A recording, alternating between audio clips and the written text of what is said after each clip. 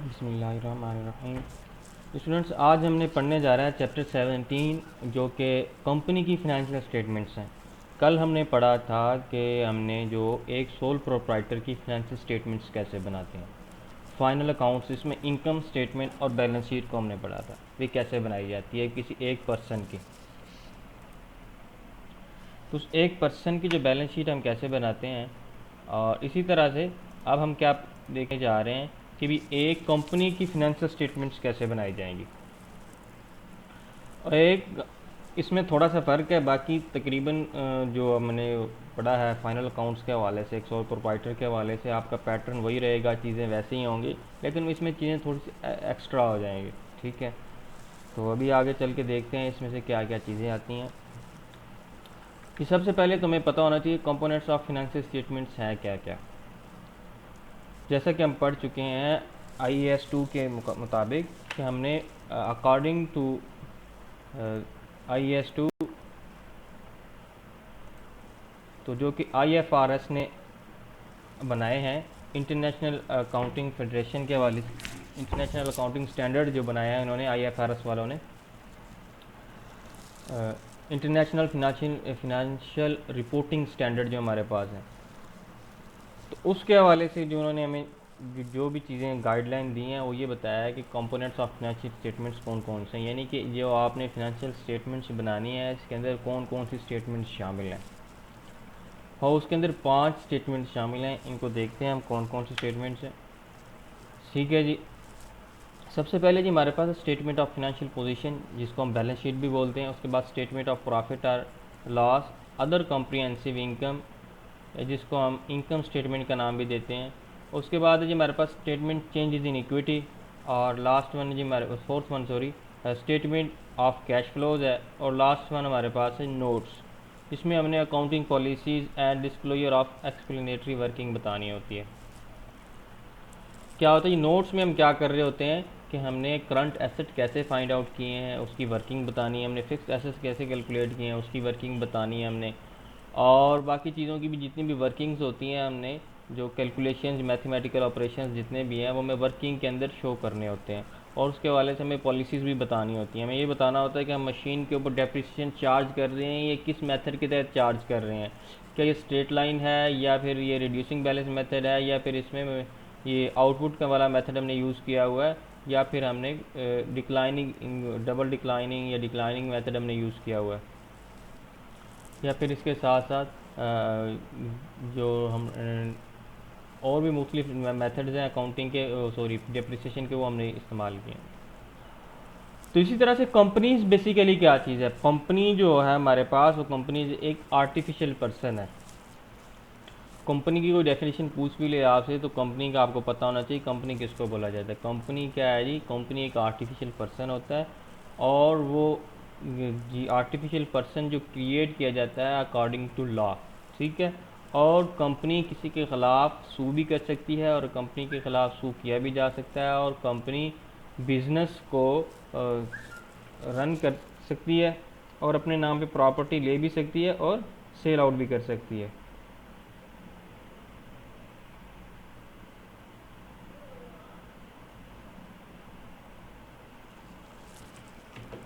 जी ठीक है जी, कंपनीज क्या की जाती हैं कि गवर्न बाय लॉ या prevailing in the country, country के अंदर जो भी लॉ है, पाकिस्तान के अंदर आज तक जो लॉ है जिसके मुताबिक कंपनीज हम बनाते हैं, ये कंपनीज एक्ट 1984 है आई थिंक, मे बी 2017 में नया एक्ट भी आया था, पता नहीं अभी वो लगा है या नहीं, अभी तक अमल उसके ऊपर चल रहा, तो अभी कुछ उसके बारे में मुझे कंफर्मेशन नहीं है।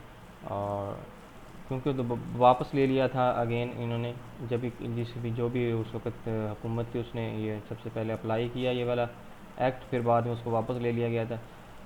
अच्छा जी, most of the countries have adopt IFRS which requires companies to prepare following reports as a financial account. जिस तरह की मुख्तलिफ चीज़ों की बॉडी होती है जो रूल्स एंड रेगुलेशन के हवाले से बना के देते हैं, इस तरह अकाउंटिंग के हवाले से IFRS है। सन 2000 में 2001 के अंदर या 2000 में एक एनरॉन कंपनी के केस आया था, उसके अंदर ये हुआ था कि ऑडिटर जो थे ना, ऑडिटर कंपनीज के, वो उनके डायरेक्टर्स और कंपनी की मैनेजमेंट के साथ शामिल हो गए थे, तो वो सही तरह से ऑडिट नहीं करते थे, ठीक है।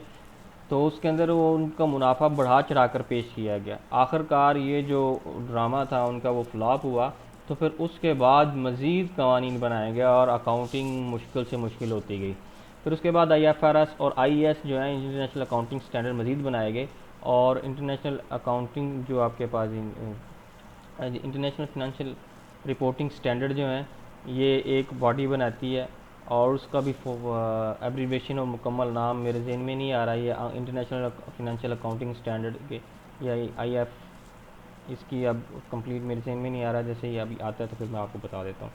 अच्छा, ये स्टैंडर्ड जो बनाते हैं, ये इनका मकसद क्या होता है कि कंपनी की फ़ाइनेंशियल स्टेटमेंट्स बनाई जाएँ और उसके अंदर उन रूल्स एंड कवानीन को सामने रखते हुए बनाई जाएँ, और उसके अंदर क्या हो, जो एक्चुअल बिज़नेस की पोजीशन है वो शो हो उसके अंदर। तो उसके लिए हम ये सारी स्टेटमेंट्स जो है बनाते हैं। जी स्टूडेंट्स, यहाँ तक पता चल गया है जी कौन कौन सी कंपोनेंट्स ऑफ फाइनेंशियल स्टेटमेंट्स हैं और किसके थ्रू हमें बनाई जाती हैं। IFRS जो है आपके पास, ये इंटरनेशनल फिनंशियल रिपोर्टिंग स्टैंडर्ड जो है, ये जो एक इंटरनेशनल इदारा है। और इसके अलावा बाकी जितने भी हमारे पास, अमेरिका शायद इसको फॉलो नहीं कर रहा, बाकी तकरीबन ऑलमोस्ट सभी कंट्रीज़ जो 200 प्लस हैं उसमें से 100 प्लस कंट्रीज़ जो हैं वो IFRS को ही फॉलो करते हैं। बाकी कुछ गैप को फॉलो करते हैं, जनरली एक्सेप्टेड अकाउंटिंग प्रिंसिपल्स को, और कुछ जो है ब्रिटिश के जो लॉज हैं उनको फॉलो करते हैं। जी स्टूडेंट्स, यहाँ तक बताएं, यहाँ तक को कंसेप्ट क्लियर हुआ है जी कंपोनेंट्स ऑफ फाइनेंशियल स्टेटमेंट्स के हवाले से और फाइनल अकाउंट्स के हवाले से।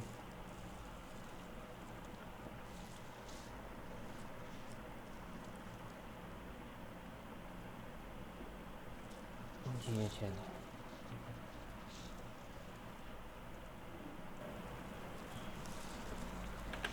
इंपॉर्टेंट टिप्स क्या बताएगी जी हमें, यहाँ पे इसको हम ज़रा देखते हैं। Final count is the last step involve in accounting cycle. यानी कि जैसे कि अकाउंटिंग साइकिल में हमने पढ़ा था, जो कि इनवाइस से स्टार्ट होने के बाद हमारे पास रिकॉर्डिंग, पोस्टिंग, फिर उसके बाद आगे चलते चलते ट्रायल बैलेंस, यानी कि जर्नल लेजर, ट्रायल बैलेंस, और उसके बाद फिर हमारे पास आते क्या कहते हैं जी, income statement and balance sheet. तो इसी तरह से ये फाइनल अकाउंट्स क्या है जी, लास्ट स्टेप है। इनकम स्टेटमेंट और बैलेंस शीट को फाइनल अकाउंट्स बोला जाता है। ये ऑपरेशन रिजल्ट्स ये हमारे पास ये है जी, are presented in statement of profit and loss and other comprehensive income. ये हमारे पास शॉर्ट फॉर्म में दिया गया, एब्रीविएशन दिया गया किसका, स्टेटमेंट ऑफ प्रॉफिट और loss, profit loss and other comprehensive income इसका। तो उसके बाद है जी फिनेंशियल पोजीशन, क्या चीज़ है जी, फिनेंस कहाँ पे होती है जी, स्टेटमेंट ऑफ फिनेंशियल पोजीशन को SOFP भी बोला जाता है। और उसके बाद कैश फ्लोज को SOFC भी कहते हैं या FCF कहते हैं। कैश फ्लोज जितनी भी होती हैं सब के सब इसके अंदर हम कैश फ्लोज को शो करते हैं, कितना कैश बिजनेस के अंदर आया, कितना कैश बिजनेस से गया है जी। आगे स्टेटमेंट ऑफ फिनेंशियल पोजीशन की तरफ चलते हैं। कंपोनेंट्स ऑफ फिनेंशियल पोजीशन के अंदर हमारे पास एसेट्स होते हैं सबसे पहले। उसमें से हमारे एसेट के अंदर दो चीज़ें हैं, फिर नॉन करंट एसेट्स हैं और कुछ करंट एसेट्स हैं। नॉन करंट ऐसे एसेट्स होते हैं जो बिज़नेस की प्रोडक्शन के अंदर, जैसा कि हमने डेप्रिसिएशन वाले चैप्टर के अंदर पढ़ा था फिक्स्ड एसेट के हवाले से, प्लांट प्रॉपर्टी इक्विपमेंट, वो बेसिकली हमारे पास क्या थे, नॉन करंट एसेट्स थे। तो नॉन करंट एसेट्स ऐसे एसेट्स होते हैं जो कि बिज़नेस में 1 साल से ज़्यादा के अरसा के लिए हम इस्तेमाल में लाते हैं, और उससे प्रोडक्शन के लिए और एडमिनिस्ट्रेटिव पर्पज़ के लिए, और उसके अलावा जो आपके पास हैं आप सर्विसेज देने के लिए उसको यूज़ करते हैं। और करंट एसेट्स कौन से होते हैं, करंट एसेट्स ऐसे एसेट्स होते हैं जो विद इन नेक्स्ट 12 पीरियड, यानी कि एक अकाउंटिंग पीरियड के अंदर 12 मंथ्स के अंदर वो आप कैश के अंदर या कैश इक्विवेलेंट में चेंज कर सकते हैं। यानी कैश एक तो करंट एसेट है और कैश इक्विवेलेंट भी हमारे पास करंट एसेट्स में शामिल होंगे। यानी कि जैसा कि हमारे पास चेक होता है, चेक भी क्या है, ये करंट एसेट्स में आ जाएगा। फिर उसके बाद लाइबिलिटीज़ आती हैं। लाइबिलिटीज़ में हमारे पास नॉन करंट लाइबिलिटीज़ हैं, ऐसी लाइबिलिटीज़ जो लॉन्ग टर्म होती हैं, जो 1 साल से ज़्यादा के लिए अंदर हमने पे बैक करनी होती है। करंट लाइबिलिटीज़ जो रोज़मर्रा की रूटीन की होती हैं, जिनको हमने बिज़नेस की रोज़मर्रा की एक्टिविटी के लिए हमें उसको पे करना ज़रूरी होता है। और करंट एसेट्स भी ऐसे ही है, और जो रोज़मर्रा की बिज़नेस की एक्टिविटीज़ हैं उसके अंदर ये इंक्लूड होते हैं, उसके लिए ये लाजमी है जी। जैसे कि कैश आपके पास नहीं होगा तो आप अभी छोटे मोटे एक्सपेंसेस या सैलरीज वगैरह पे नहीं कर पाएंगे, या आप जो आपके पास रॉ मटेरियल आपने परचेज़ करना है वो नहीं परचेज कर पाएंगे। तो इसलिए करंट एसेट्स बिज़नेस के अंदर ब्लड का जो है वो रोल प्ले करते हैं। अच्छा जी, इनको वर्किंग कैपिटल भी बोला जाता है। करंट एसेट्स में से करंट लाइबिलिटीज़ माइनस कर दें तो जो रिमेनिंग हमारे पास अमाउंट बचती है उसको हम बोलते होते हैं वर्किंग कैपिटल। ऑनर्स इक्विटी है जी, हमारे इसके अंदर पार्ट शामिल होती है हमारे पास। करंट एसेट्स क्या चीज़ है जी, आगे आप इसको देख सकते हैं जी। हो हेल्ड फॉर ट्रेडिंग क्या होता है जी, हम तजारत के लिए, बिज़नेस करने के मकसद के लिए हम इसको इस्तेमाल करते हैं। Consumable in normal operating cycle. Operating cycle क्या होता है जी, हमारा नॉर्मल ऑपरेटिंग साइकिल ये 12 मंथ्स का होता है आमतौर पर, बल्कि ऑपरेटिंग साइकिल डिफरेंट भी हो सकता है, किसी का 1 मंथ का हो सकता है, किसी का 2 मंथ, किसी का 12 मंथ, या किसी का इससे ज़्यादा भी हो सकता है कंपनीज का। ये इस बात पे मुनहसर है, इस बात पे डिपेंड है कि ये बिज़नेस किस चीज़ का किया जा रहा है कंपनी की तरफ से। रिकवरेबल इन 12 मंथ्स, रिकवर क्या होगी, हम 12 माह के दौरान 1 साल के अंदर अंदर ये रिकवर हो सकते हैं। कैश एंड कैश इक्विवेलेंट्स क्या कहते हैं, ये आपकी करंट एसेट्स के अंदर। नॉन करंट एसेट्स क्या हैं, विच आर नॉट करंट, ये तो बिल्कुल इन्होंने बता दिया कि विच आर नॉट करंट। इसका मतलब वो जो कैश एंड जो कि हम क्या करते हैं, हेल्ड फॉर नॉट ट्रेडिंग, ठीक है। Consumable in normal operating cycle क्या आ जाएगा जी, not consumable in normal operating cycle. Recoverable in 12 months नहीं हो सकते, और कैश एंड कैश इक्विवेलेंट्स तो नहीं होंगे। ये क्या आ गई, ये जिनकी ये खसूसियात हों कि ये करंट एसेट से अपोजिट चले जाएं, वो क्या हो जाएंगे, आपके नॉन करंट एसेट में आ जाएंगे। उसके बाद है जी करंट लाइबिलिटीज़। करंट लाइबिलिटीज़ में फिर वही है जो कि करंट एसेट्स वाली खसूसियात हैं हमारे पास, लेकिन यहाँ पे पेएबल का वर्ड आ जाएगा। हेल्ड फॉर ट्रेडिंग, ट्रेडिंग के पर्पज़ के लिए हम यूज़ करते हैं। जी expected to be settled in normal operating cycle, ठीक है जी। पेएबल इन 12 मंथ्स, यानी कि हमें नॉर्मल ऑपरेटिंग साइकिल के अंदर उसको पे बैक करना होगा, और जो 12 महीने के अंदर अंदर, एक अकाउंटिंग पीरियड के अंदर, एक साल के अंदर अंदर हमने क्या करना हो, लाजमी तौर पर पे करना है। नेक्स्ट जी हमारे पास नॉन करंट लाइबिलिटीज़ हैं विच आर नॉट करंट, यानी कि जो कि हम not held for trading, not expected to be settle in normal operating cycle, या पेएबल इन 12 मंथ्स, या पे हमने नहीं करना इनके 12 मंथ्स के अंदर। और नॉन करंट लाइबिलिटी में ये सभी चीज़ें शामिल हैं। और जैसे कि बैंक से लोन लिया जाता है लॉन्ग टर्म के लिए, और कोई भी आपने एसेट परचेज़ किया उसके लिए लिया है लोन, या किसी और मकसद के लिए। जी ऑनर इक्विटी क्या है जी, कहते जी residual interest in the assets of the entity after deducting its liabilities. हम क्या करेंगे, ऑनर इक्विटी बेसिकली यही बताया जा रहा है आपको यहाँ पे, एक जो कि मुश्किल से अल्फाज में वो ये कहने की कोशिश की जा रही है कि अगर हम अपने एसेट्स में से क्या कर दें, लाइबिलिटीज़ को डिडक्ट कर दें रेजिडुअल इंटरेस्ट के बाद जो भी उनका है, तो उसके लिए हमें क्या करना होगा, उससे हमें क्या हासिल हो जाएगा, ऑन इक्विटी की अमाउंट हासिल हो जाएगी। It include share capital and reserves. Companies के अंदर हम कुछ शेयर कैपिटल, तो वो जो कैपिटल की अमाउंट होती है वो कहलाती है, और रिजर्व्स भी बनाई जाती हैं। रिजर्व्स क्या होते हैं, रिजर्व्स वो कुछ अमाउंट प्रॉफिट में से अलहदा कर ली जाती है। कंपनी को जितना भी प्रॉफिट होता है वो कुछ हिस्सा उसका कंपनी के जो शेयर होल्डर्स हैं उनको दे दिया जाता है। किस तरह से, उन शेयर होल्डर्स को हम देते हैं प्रॉफिट के एज ए डिविडेंड के तौर पे। यानी कंपनी को जो प्रॉफिट हासिल होता है वो कंपनी जब अपने शेयर होल्डर्स को देती है तो उसको डिविडेंड बोला जाता है। तो कंपनी कुछ प्रॉफिट का कुछ हिस्सा डिविडेंड के तौर पर डिवाइड कर देती है, तकसीम कर देती है, बाकी कुछ जो होता है वो रिज़र्व के तौर पर रख लिया जाता है। और रिज़र्व का मकसद ये होता है कि कुछ नागानी हालात आ जाते हैं, कुछ अनएक्सपेक्टेड सिचुएशंस आ जाती हैं आगे, तो उसके लिए वो इस्तेमाल में लाए जाते हैं, या फिर वो उनसे क्या होगा जी, वो फिर की कंपनी को या बिज़नेस को एक्सपेंड करने के लिए इस्तेमाल किए जाते हैं। तो ये इसके अंदर क्या शामिल होंगे जी, हमारे पास ऑन इक्विटी के अंदर ये चीज़ें शामिल होंगी जी। जी स्टूडेंट्स, यहाँ तक पता चल गया जी ऑन इक्विटी क्या चीज़ है, current asset and non current liabilities क्या चीज़ हैं, और ये जो चीज़ें हमने पढ़ी हैं इनका कंसेप्ट क्लियर है। ये पता चल गया जी आपको ये क्या क्या चीज़ें हैं इनको। अच्छा जी, मज़ीद मैं आपको ये बात बताता जाऊँ, जिस तरह कि हम पार्टनरशिप के अंदर देखा था या सोल प्रोप्राइटर बिज़नेस के अंदर, कि वो बिज़नेस का मालिक या बिज़नेस के मालकान जो होते हैं पार्टनर्स, वो ही सब कुछ चला रहे होते हैं, वही रन कर रहे होते हैं। जबकि कंपनी के अंदर ऐसा कुछ नहीं होता।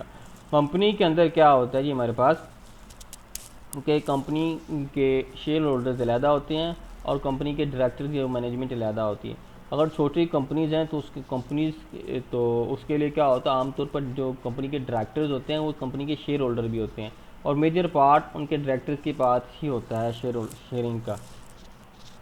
तो यानी कि मेजर मालकान क्या होते हैं, ज़्यादा हिस्से के कौन होते हैं, ये डायरेक्टर्स होते हैं। तो इस तरह से कंपनी की जो बड़ी कंपनीज हैं, जो पब्लिक लिमिटेड कंपनीज होती हैं, उनमें जो डायरेक्टर्स होते हैं वो उनके पास कम शेयर्स होते हैं, शेयर्स तो होते हैं लेकिन मेजर पार्ट नहीं होता। तो इसी तरह से जब कंपनी के शेयर मालकान कुछ, यानी कि जो मालकान हैं, जो शेयर होल्डर हैं, वो क्या बेसिकली मालकान हैं, वो और होते हैं, जो कंपनी को चलाने वाले हैं वो कुछ और होते हैं।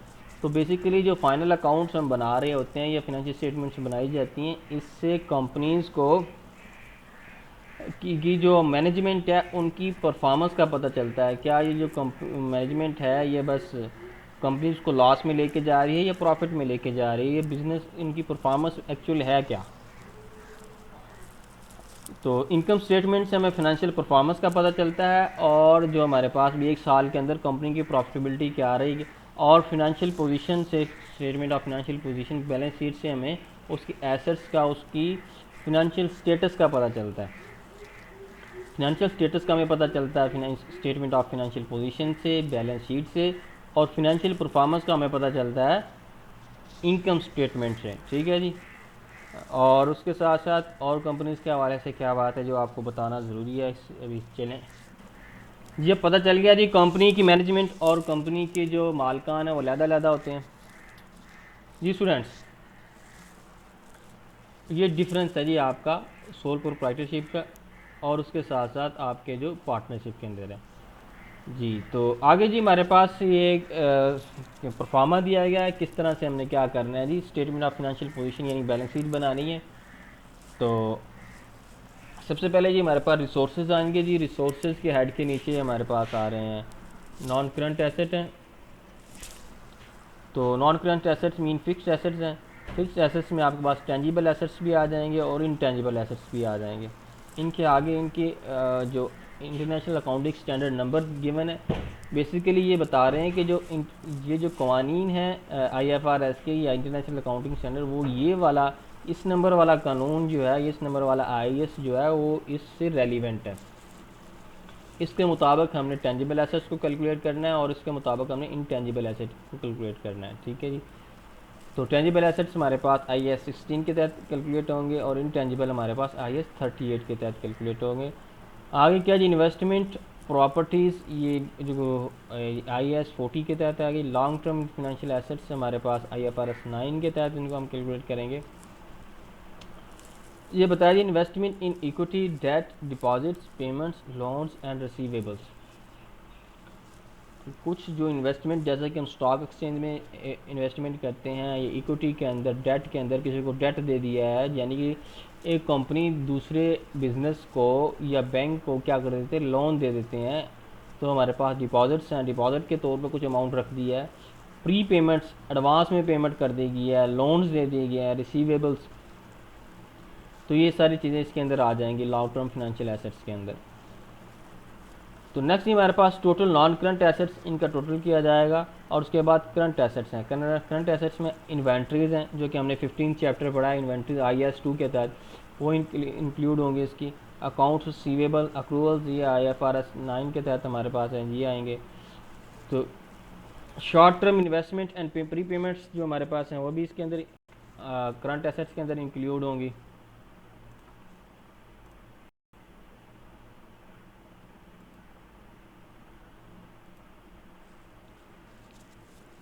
जी, और उसके साथ साथ जी cash and cash bank balances जो हैं ये भी क्या होगी, इसके अंदर इंक्लूड होगी।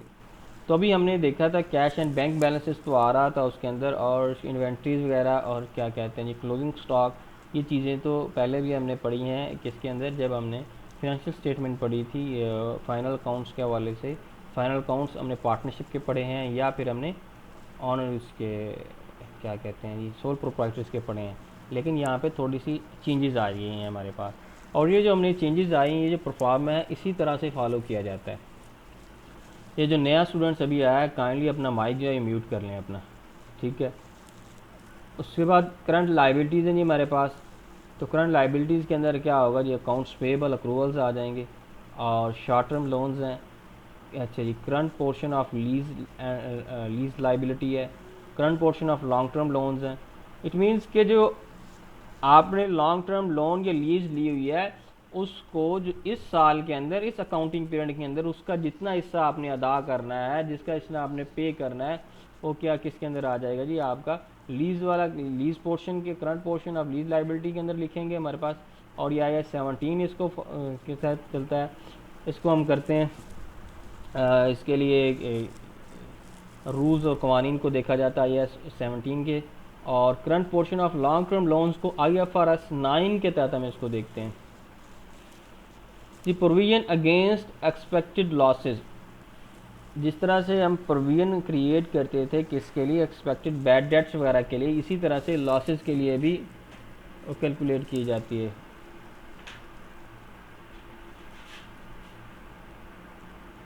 तो प्रोविजन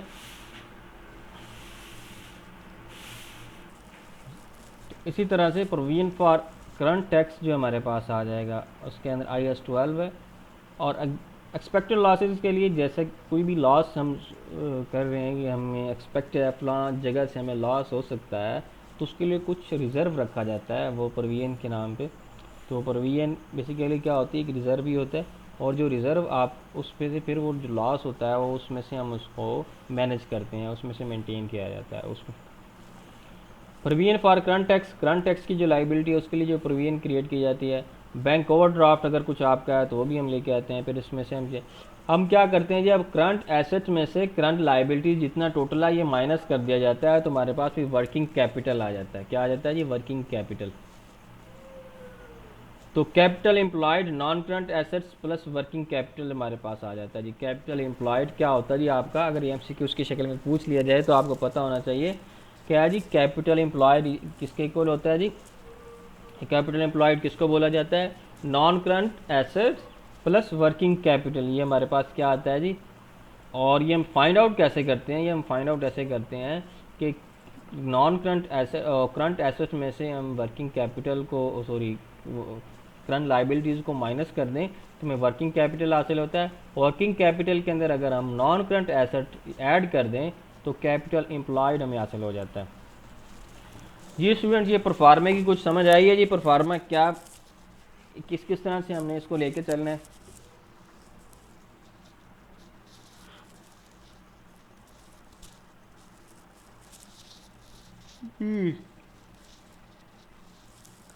काइंडली रिस्पॉन्ड करें, बताएं जी कुछ पता चला इसके हवाले से जी, क्या डिफरेंस है हमारे पास एक सोल प्रोप्राइटर के फाइनल अकाउंट्स के हवाले से और एक कंपनी के फाइनल अकाउंट्स यानी कि स्टेटमेंट ऑफ फाइनेंशियल पोजीशन या बैलेंस शीट के हवाले से।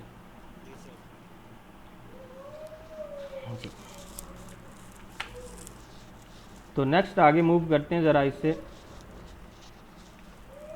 ये आगे नेक्स्ट है जी हमारे पास फिनेंशियल पोजीशन या बैलेंस शीट के हवाले से हम फिनांस ये सोर्सेज या क्लेम्स हमारे पास जितने भी हैं ऑनर्स इक्विटी के हवाले से चल रहे हैं जी। ऑनर्स इक्विटी में हमारे पास ऑन रिसोर्सेज हैं जी, अपने कितने हैं जी, वो सारे के सारे इसके अंदर आ जाएंगे। Ordinary shares, capital, common stocks जितना भी है। अदर कंपोनेंट्स ऑफ इक्विटी है, ये आपने नेक्स्ट एक सेमेस्टर के अंदर आप एक बुक पढ़ेंगे इंट्रोडक्शन टू बिज़नेस, या फिर आप एक और पढ़ेंगे बिज़नेस फाइनेंस, उसके अंदर ये सारी चीज़ें तफसील के साथ हैं। ये अदर कंपोनेंट्स ऑफ इक्विटी जितने भी आपकी इक्विटी का दूसरा पार्ट है वो होगा शेयर प्रीमियम है।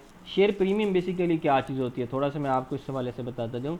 आपने एक कंपनी बनाई, कंपनी ने अपने शेयर बेचना स्टार्ट कर दिए, तो और कंपनी के बारे में ये अंदाज़ा लगाया जा रहा था ये कंपनी पुरानी हो चुकी है, बिज़नेस उसका बहुत अच्छा जा रहा है, तो बिज़नेस उस कंपनी के एक शेयर की जो मालियत है आपके पास वह 100 रुपये, ठीक है, और आप वो शेयर बेच रहे हैं 150 रुपये का, तो जो 50 रुपये ऊपर उसकी फेस वैल्यू से जो उसकी मालिक से ज़्यादा लिया जा रहा है वो क्या बेसिकली कहलाता है, शेयर प्रीमियम कहलाता है।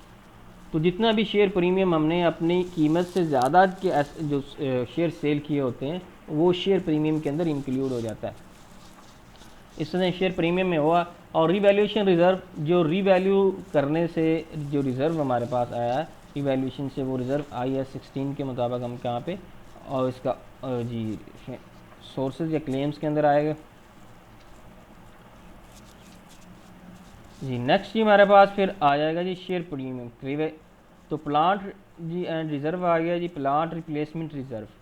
प्लांट हमने लिया, फॉर एग्जांपल एक मशीन एक कंपनी ने ली हुई है, वो मशीन जो है या प्लांट जो है वो फॉर एग्जांपल 2 करोड़ रुपए का है। अब अचानक से वो ख़राब हो जाए, अचानक से उसको चेंज करना पड़ जाए, तो कंपनी ने अगर फॉर एग्जांपल उसका कैपिटल जो हमारे पास 20 करोड़ रुपए है, अगर 2 करोड़ रुपए उसको वर्किंग कैपिटल में से ही निकालना पड़ जाए, हो सकता है उसका वर्किंग कैपिटल ही 2 करोड़ हो। तो वर्किंग कैपिटल उसका जब 2 करोड़ हो तो फिर क्या होगा, तो उसके लिए क्या होगा, अलहदा से उसके लिए रिज़र्व मेंटेन किया जाता है। रिज़र्व जो मेंटेन, तो उसकी सूरत में हम क्या करते हैं उसको, ताकि जब कभी भी उसको ज़रूरत पेश आ जाए तो आसानी के साथ हम प्लांट ले सकते हैं। ये ऐसा ही है, एक पर्सन कोई चीज़ लेना चाहता है तो उसके लिए कमेटी डाल लेता है, एक सोल प्रोप्राइटर जो है, या एक जो आपके पास एक वैसे ही कुछ स्टूडेंट की और जैसे हम मिसाल ले लें, वो क्या करते हैं, फॉर एग्जांपल कोई लैपटॉप लेना चाह रहा है, कोई मोबाइल लेना चाह रहा है, कोई गाड़ी, ये इस तरह की क्या करते हैं, कुछ कुछ पैसे ज़्यादा कमेटी के तौर पे डालना शुरू कर देते हैं। तो ये प्लाट रिप्लेसमेंट रिज़र्व भी ऐसा ही है कि कुछ पैसे अलहदा रखे जा रहे हैं। डिविडेंड इक्वलाइजेशन रिज़र्व कि डिविडेंड पे बैक करने के लिए हम ये जो डिविडेंड की इक्वल अमाउंट हासिल करने के लिए भी हर साल डिविडेंड जो है इक्वल दिया जा सके, या सही तरह से कभी कभार डिविडेंड की जो प्रॉफिट है कंपनी को कम हुआ है तो डिविडेंड की amount reasonable amount share holder को दी जा सके, तो ये रिज़र्व हम कैलकुलेट रखते हैं जी अपने पास। एनी अदर नेम रिज़र्व, कोई भी अदर नेम जो रिज़र्व रखा वो भी होता है। Journal reserve, retained earning. Retained earning basically क्या होती है, कंपनी को जो प्रॉफिट होता है वो रिटेन्ड अर्निंग कहलाता है। कंपनी को जो प्रॉफिट होता है, फॉर एग्जांपल हम जैसे कि क्या कहते हैं जी, सोल प्रोप्राइटर्स का जितना भी जो हम उसमें से क्या इनकम में से एक्सपेंसेस को लेस करते थे तो हमारे पास क्या होता था, प्रॉफिट हासिल होता था। तो इसी तरह से जो कंपनीज को ये हासिल हो रहा होता है इसको हम क्या बोलते हैं, रिटेन्ड अर्निंग्स बोलते हैं कि ठीक है जी। और सिर्फ यहाँ पे हम ने सिर्फ एक्सपेंसेस नहीं लेस करने होते, जो जनरली और भी बहुत सी चीज़ें इनकम इसमें से लेस की जाती हैं। फिर नॉन करंट लाइबिलिटीज़ हैं जी हमारे पास। नॉन करंट लाइबिलिटीज़ में हमारे पास लोन, स्टॉक, बॉन्ड जी, प्रेफर्ड शेयर्स आ जाएंगे, और लोन फ्रॉम फाइनेंशियल इंस्टीट्यूशंस है, लीज लाइबिलिटी है, डिफाइंड बेनिफिट्स, ये बेनिफिट्स, प्लान ऑब्लिगेशन लेस जी हमारे पास प्लान एसेट्स जितने भी हैं, डेफर टैक्स लाइबिलिटी है। और नेक्स्ट फिर हमारे पास आ रहा है जी कैपिटल एम्प्लॉयड, किसके इक्वल होगा, honours equity plus non current liabilities. यहाँ पे हम देख चुके थे कैपिटल एम्प्लॉयड हमारे पास क्या हासिल हो रहा था, non current assets plus working capital. तो अब और क्या आ गया जी, capital employed, owners equity plus non current liabilities. तो इस तरह से हम इसको कैलकुलेट कर सकते हैं। बस तो जो चीज़ें गिवन है आपको इसी तरह से अगर गिवन होगी, ये परफार्मा आप में याद कर लें इसको। और आपको बड़ा लॉन्ग क्वेश्चन, आप उम्मीद है इसमें से लॉन्ग क्वेश्चन तो नहीं आएगा, अगर आ भी जाता है 5 मार्क का क्वेश्चन तो बेसिकली आपको चीज़ें इसी तरह से बताई होंगी, आपने जस्ट इसके अंदर अमाउंट्स पुट करनी होगी और कुछ नहीं करना होगा जी। इंपॉर्टेंट टिप्स क्या बताई जा रही हैं, classification should be followed consistently over the years. ये जो क्लासिफिकेशन की गई है जैसे जैसे इसको हमने ईयर्स में यानी कि साल हर साल यही क्लासिफिकेशन जो है वो यूज़ की जाती है। स्टेटमेंट ऑफ प्रॉफिट और loss and other comprehensive income की तरफ हम जा रहे हैं। स्टेटमेंट ऑफ प्रॉफिट इनकम्स में हमारे पास सेल्स, रेवेन्यू या ऑपरेटिंग इनकम आ जाएगा, यानी कि जो बिज़नेस की एक्टिविटीज़, रोज़मर्रा की बिज़नेस जिसकी ट्रेडिंग है हमारे पास, ये जो बिज़नेस जो भी कर रहे हैं उससे जो हमें रेवेन्यू हासिल होता है, उसकी जो प्रोडक्ट्स हम सेल करके हासिल करते हैं वो बेसिक सर्विसेज सेल आउट करके वो क्या कहलाता है जी हमारे पास, वो ऑपरेटिंग इनकम कहलाती है। अदर इनकम है जी हमारे पास कुछ, तो अदर इनकम में नॉन ऑपरेटिंग इनकम्स हैं। नॉन ऑपरेटिंग इनकम्स कैसे होती है, कोई एसेट आपने बेचा उसके ऊपर आपको गेन हुआ है तो ये आपको other operating non operating income में आ जाएगा। या फिर कोई बिजनेस का एसेट है जो कि रेंट आउट किया हुआ है, उससे जो आपको इनकम हासिल हो रही है वो भी आपकी नॉन ऑपरेटिंग इनकम के अंदर आएगी। एक्सपेंसेस में कॉस्ट ऑफ सेल्स आ जाएगी, एडमिनिस्ट्रेटिव एक्सपेंसेस है, सेलिंग एंड मार्केटिंग एक्सपेंसेस हैं, फिनेंशियल एक्सपेंसेस हैं, और उसके बाद इनकम टैक्स है। आपको यहाँ तक तो पता चल गया होगा कि कॉस्ट ऑफ सेल्स का भी पता है आपको ये, और जिसको हम कॉस्ट ऑफ गुड्स सोल्ड भी बोलते हैं, एडमिनिस्ट्रेटिव एक्सपेंसेस का भी, और सेलिंग एंड मार्केटिंग एक्सपेंसेस का भी पता चल गया होगा। यहाँ पे फिनेंशियल एक्सपेंसेस कौन से हैं? फिनेंशियल एक्सपेंसेस बेसिकली वो एक्सपेंसेस हैं कि जो आपने लोन लिया हुआ है उसके ऊपर जो आप पे कर रहे हैं, क्या पे कर रहे हैं जी, इंटरेस्ट पे कर रहे हैं, वो आपके फिनेंशियल एक्सपेंस में आ जाएगा। इनकम टैक्स भी आपके फिनेंशियल एक्सपेंस के सॉरी एक्सपेंसेस के अंदर इंक्लूड है। ये तमाम के तमाम चीज़ें हम क्या करते हैं, इनकम्स में से लेस किए जाते हैं जी। OCI presents unrealized gains and losses during the year. These further categorized into two. Other comprehensive income जो है हमारे पास, उसके अंदर अनरियलाइज्ड गेंस, जो कि अनरियलाइज्ड गेंस और लॉसेज हैं जो रियलाइज नहीं किए हमने, उसको हम लेके चलते होते हैं, उसको देखा जाता है। Items that will not be classified in statement of profit and loss, वो जो statement of profit and loss के अंदर हमने क्लासीफाई नहीं किए, उसके अंदर हमने रिकॉर्ड नहीं किए, वो कहाँ पे आ जाएंगे, गेंस यहाँ पे आ जाएंगे, लॉसेस ड्यूरिंग। यानी कि जिन का क्राइटेरिया ऐसा नहीं है उनको हम इनकम स्टेटमेंट के अंदर लिख सकें, इनकम स्टेटमेंट के अंदर ट्रीट कर सकें, और उसको हम अदर कॉम्प्रिहेंसिव इनकम जो स्टेटमेंट है उसके अंदर लेके आते हैं। अच्छा जी, एटम्स रिक्लासिफाइड सब्सिक्वेंटली, ठीक है। ये जी हमारे पास आगे जी स्टेटमेंट ऑफ प्रॉफिट लॉस है जी, statement of profit and loss and other comprehensive income है। जैसा कि हम पहले भी पढ़ चुके हैं कि कॉम्प्रिहेंसिव ये जो स्टेटमेंट ऑफ फाइनेंशियल पोजीशन है, ये एट द एंड ऑफ, यानी कि रिपोर्टिंग डेट को बनाई जाती है, किसी एक स्पेसिफिक डेट को, जबकि जो हमारे पास statement of profit and loss and other comprehensive income या इनकम स्टेटमेंट, ये किसी अकाउंटिंग पीरियड की बनाई जाती है, किसी टाइम ड्यूरेशन की बनाई जाती है। यहाँ पे जैसे कि बता दिया जा रहा है हमारे पास for the year ended December 31st 2009, यानी 2009 को हम बना रहे हैं, और पूरे साल किसकी बनाई जा रही है।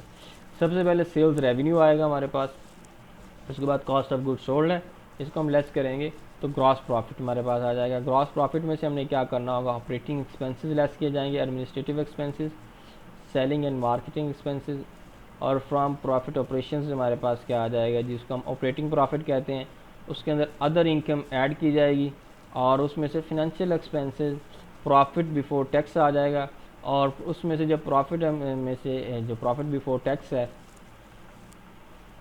तो उसको हम इनकम टैक्स जो है हमारे पास फॉर जो इनकम टैक्स के एक्सपेंसेस है उसको लेस करेंगे तो प्रॉफिट आफ्टर टैक्स आ जाएगा। ये जो प्रॉफिट आफ्टर टैक्स है इसको रिटेन्ड अर्निंग भी बोला जाता है। ये हमारे पास जो statement of other comprehensive income है, जो अदर कॉम्प्रिहेंसिव इनकम है हमारे पास कौन कौन से आए, items that will not be classified into income statement profit और लॉस। जिलें जी देखते हैं इसके अंदर कौन कौन सी हमारे पास इंक्लूड होती हैं। Gain on revaluation of property plant and equipment, क्या चीज़ हम इसमें ऐड करेंगे जी, जो हमें मुनाफा हुआ है या रीवैल्यूएशन से जो प्रॉफिट हुआ है, गेन हुआ है। फॉर एग्जांपल बिल्डिंग की मालियत थी जो आपने पास थी पिछले लास्ट ईयर के अंदर, फॉर एग्जांपल 1 करोड़ रुपए की, अभी आपने उसके अंदर दोबारा रीवैल्यूएट नेक्स्ट ईयर किया तो पता चलता है जो 1 करोड़ 20 लाख रुपए की होगी है, ठीक है। तो ये जो आपका 20 लाख रुपए उसकी मालियत में इजाफा हुआ, बेसिकली क्या चीज़ है, ये गेन है। और ये गेन क्या होगा, ये इनकम स्टेटमेंट के अंदर नहीं जाएगा, statement of other comprehensive income के अंदर हम इसको लेके आएंगे, इंक्लूड करेंगे। उसके अंदर ऑपरेटिंग और नॉन ऑपरेटिंग इनकम्स आएंगे, रीवैल्यूएशन वाले जितनी भी आपके गेन है वो उसके अंदर इंक्लूड नहीं किया जाएगा। आगे ये remeasurement of investment in equity, equity के अंदर जो आपने इन्वेस्टमेंट किया है उसको रीमेजर किया गया है। एक्चुअरियल गेन्स और loss on defined benefit plans, जो कुछ प्लान्स आपने परचेज़ किए हुए हैं बिजनेस क्या कहते हैं जिसके अंदर इंश्योरेंस का प्लान हो सकता है, कोई या आपने डिपॉजिट परचेज़ किया हुआ है, डिपॉजिट तो इसके अंदर नहीं आएगा, और भी कोई इस तरह के प्लान जितने भी होंगे बिजनेस में जिसमें आपने कोई इन्वेस्टमेंट की हुई है वो आपके किसके अंदर आएंगे, उसमें भी आपको जो अगर गेन या लॉस हुआ है वो भी यहाँ पे ऐड होगा। लॉस हुआ है तो लेस करेंगे, गेन हुआ है तो ऐड करेंगे। items that may be reclassified subsequently to income statement profit or loss foreign exchange gain and loss है जी हमारे पास, ट्रांसलेटिंग फॉरेन ऑपरेशंस हैं जी, ये cash flow hedge effective part जो हमारे पास जो भी ये सब के सब इसके अंदर इंक्लूड हो गए। अगर आपके पास इस तरह से कुछ आ भी जाता है तो सिंपली क्वेश्चन तो आपको ये अमाउंट्स जो है वो गिवन होगी, आपने कुछ फाइंड आउट नहीं करना होगा। सबसे पहले तो इसके अंदर से इस तरह का क्वेश्चन आना मुश्किल है, अगर आ भी जाए तो ये चीज़ें आपको गिवन होंगी, ना कि आपको कैलकुलेट कर, आपको सिर्फ और सिर्फ इसका परफॉर्मा याद रखना है। इंपॉर्टेंट टिप्स क्या दीजिए कि रियलाइज गेन और losses are presented in statement of profit and loss, और अनरियलाइज गेन्स और लॉसेज जो जितने भी हमारे पास वो प्रेजेंट होंगे इन पे अदर कॉम्प्रिहेंसिव इनकम स्टेटमेंट के अंदर, statement of changes in equity. ये भी हमने स्टेटमेंट बनानी होती है, ये कि स्टेट कंपनी की इक्विटी के अंदर क्या क्या चेंजेस आई हैं वो हमने शो ऑफ रिपोर्ट करना होता है। चलिए जी देखते हैं। It presents reconciliation between the carrying amount at the beginning and the end of the period. आपने जब बिजनेस स्टार्ट किया था या स्टार्ट के अंदर अकाउंटिंग पीरियड के स्टार्ट में क्या वैल्यूज़ थी उसमें, क्या इक्विटी की, और जो इक्विटी के पार्ट्स हैं उनकी क्या वैल्यू थी, और अब जो क्लोज कर रहे हैं हम, साल का एंड हो रहा है, रिपोर्टिंग पीरियड क्लोज हो रहा है हमारे पास, हम फिनेंशियल स्टेटमेंट्स को क्लोज रिपोर्ट कर रहे हैं, तो तब हमारे पास क्या वैल्यू है उसकी। जी जी, it separately disclose changes in जी profit and loss and items of OCI transaction with owners. ये जी हमारे पास आ गया है, जिसके अंदर हम देख सकते हैं कंपनीज नेम है सबसे पहले, statement of changes in equity है, ये भी हम पूरे साल की एक अकाउंटिंग पीरियड की बनाएंगे, for the year ended December 31, 2009 लिखा गया है।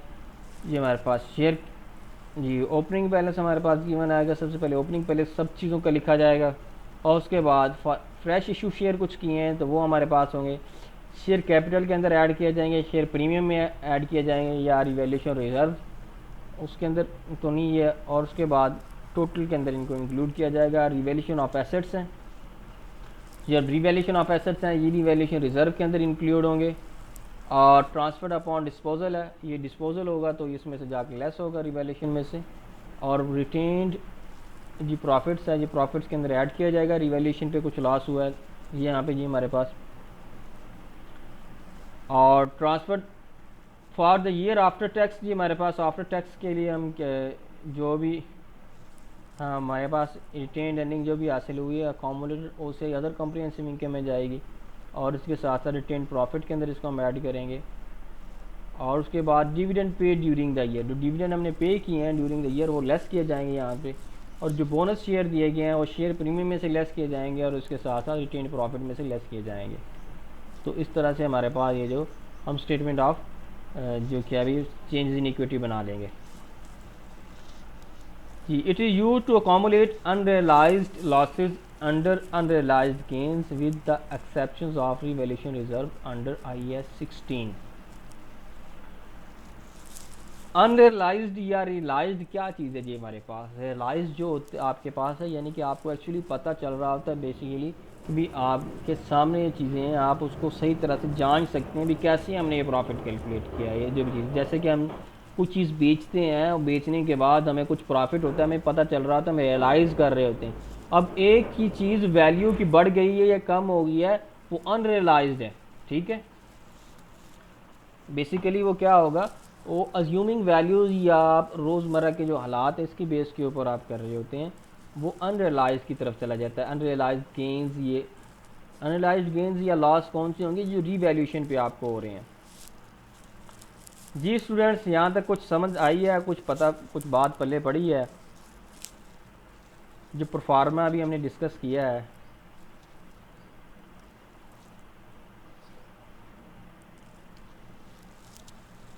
जी ठीक है जी, तो नेक्स्ट आगे मूव करते हैं जी। हमारे पास क्या क्या है, करेंजी statement of changes in equity SOCE gives full year movement and final balance of the owners equity in items.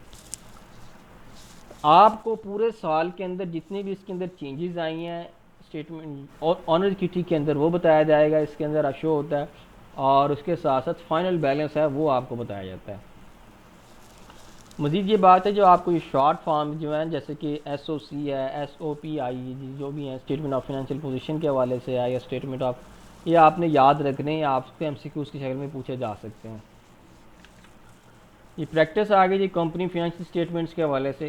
तो हम दूसरा पार्ट लेक्चर का स्टार्ट करते हैं। ज़रा इसको रिकॉर्डिंग को मैं ब्रेक लगा दूँ, काफ़ी